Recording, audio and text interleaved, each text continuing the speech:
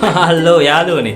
ඔන්න අදත් මම DP කෝන් ස්කූල් වෙතින් ඔයාලා ළඟට ආවේ අලුත්ම අලුත් පාඩමක් අරගෙන. හරි. බලන්න. මගේ අතේ ඔයාලා කන්න කැමතිම පළතුරක් තියෙනවා. මොනවද මේ? ඇපල්. මම නම් ආසයි ඇපල් කන්න.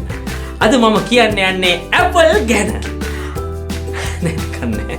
ඇපල් කියන්නේ පතනශීලී ශාකයක්. පතනශීලී ශාක? ඒ මොනවද? දැන් මේ හිතුණ නේද? පතනශීලී ශාක කියන්නේ ශාකයේ විශාල වුණාම කොළ හෝ පළතුරු ගොඩාක් ඇතින ගස්. ඉතින් මේ ඇපල් ගසුත් ඒ වගේ. ගහ පිරෙන්නම ගෙඩි හැදෙනවා. ලෝකේ ඇපල් බහුලවම ඇපල් වගා කරන රටවල් වෙන්නේ චීනය, ඇමරිකා එක්සත් ජනපදය, පෝලන්තය, ඉතාලිය සහ තුර්කියයි. අපි නම් ඉතින් සාමාන්‍යයෙන් දන්නේ කොළ ඇපල් හා රතු ඇපල්නේ නේද? හැබැයි ඇමරිකා එක්සත් ජනපදයේ විතරක් ඇපල් වර්ග 2500කට වඩා වගා කරනවා. ඇපල් කියන්නේ තන්තු අධික ආහාරයක්. මේ ඇපල් ආහාරයට ගත්තම පිළිකා අවදානම අඩු වෙනවා. ඉතින් එහෙනම් අපි අද මේ රසවත් පළතුර ගැන ක්‍රීඩාවක් නිර්මාණය කරමු. හරි.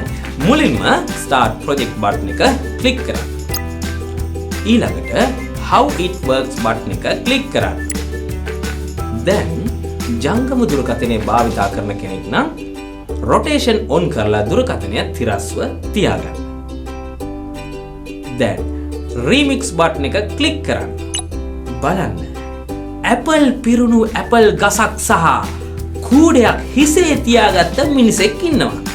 left හා right arrow keys වලින් මේ මිනිසා දකුණට හා වමට චලනය කරන්න පුළුවන්. run button එක click කරපු ගමන් ඇපල් ගෙඩිය පහළට වැටෙන්න ගන්නවා.